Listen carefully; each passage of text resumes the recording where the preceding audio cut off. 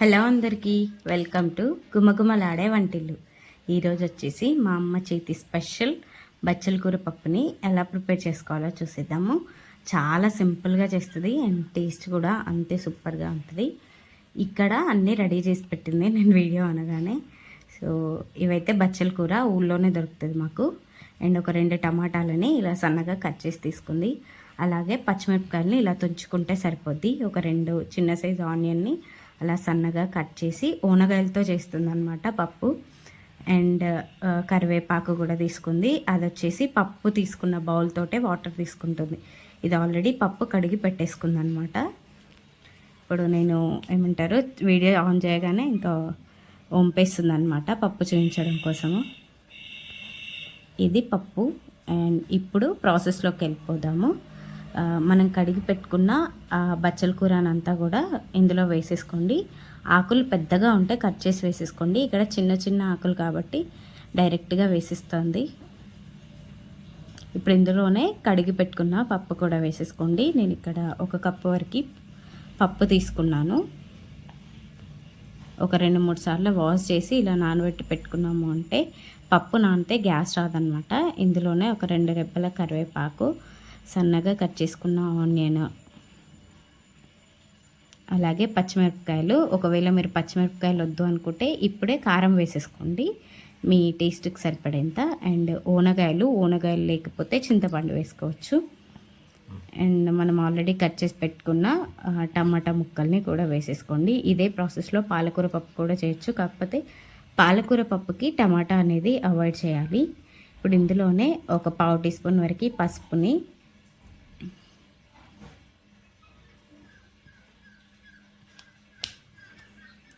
ఒక 1 tea spoon అల్లం వెల్లుల్లి పేస్ట్ని కూడా వేసేసుకోండి. ఇప్పుడు ఇందులోనే వాటర్ వేసేసేయండి. 1 కప్పు పప్పుకి 4 కప్పుల వరకు వాటర్ వేసేసుకోండి. అప్పుడే మనకి కరెక్ట్గా సరిపోద్ది అనమాట. అండ్ ఆయిల్ కూడా వేయాల్సిన అవసరం లేదు. మనం ఒక విజిల్ వేసేసుకుంటే ఎక్కువగా పెట్టుకున్నాము అంటే మనకి పప్పు అనేది కరెక్ట్గా ఉడికిపోతుంది. మీరు డైట్ చేసే వాళ్ళైతే ఇలా ఉడికించుకొని డైరెక్ట్గా తినేసేయచ్చు అనమాట. లాస్ట్లోకి దింపి సాల్ట్ అడ్జస్ట్ చేసుకొని ఇప్పుడు దీన్ని స్టవ్ పైన పెట్టేసుకొని ఒక 4 నుండి 5 విజిల్స్ రానివ్వాలి.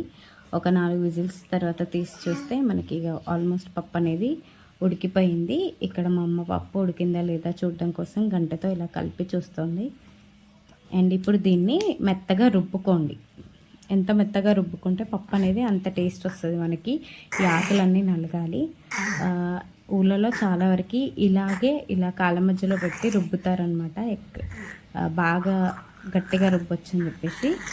ఈ రుబ్బే టైంలోనే మనము సాల్ట్ అడ్జస్ట్ చేసుకోవాలి.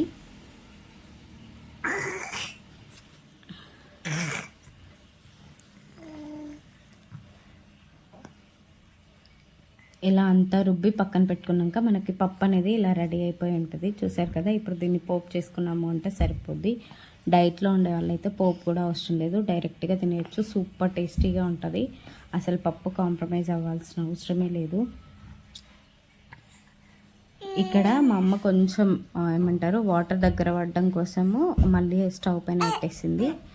ఇప్పుడు పోపు కోసం ఒక కడాయిలో ఒక 2 నుండి 3 టేబుల్ స్పూన్ల వరకు ఆయిల్ వేసేసుకోండి.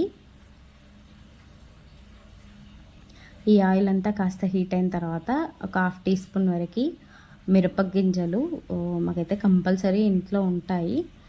1/2 టీ స్పూన్ వరకు మిరపగింజల్ని, అలాగే 1/2 టీ స్పూన్ జీలకర్ర, 1/2 టీ స్పూన్ వరకు ఆవాలను కూడా వేసి అవి కాస్త ఫ్రై అయిన తర్వాత వెల్లుల్లిని పొట్టు తీసి కచ్చపచ్చగా దంచుకొని వేసేసుకోవాలి. ఇందులోనే ఒక 4-5 ఎండుమిరపకాయలని ఇలా చుంచి వేసుకొని వెల్లుల్లి, నేను ఆల్రెడీ దంచి పెట్టుకోవాలని చెప్పిన వెల్లుల్లిని కూడా వేసేసుకోండి. ఇప్పుడు ఇందులోనే ఒక 2 రెబ్బల కరివేపాకు వేసి బాగా ఫ్రై అయిన తర్వాత మనం పప్పులో కలిపేసుకున్నాము అంటే పోపు కూడా రెడీ.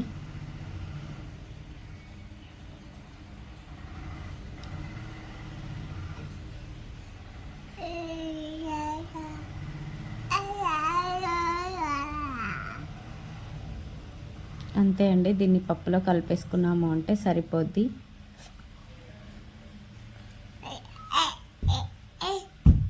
చూసారు కదా, పప్పు రెడీ అయిపోయినట్టే. ఇక్కడ కొంచెం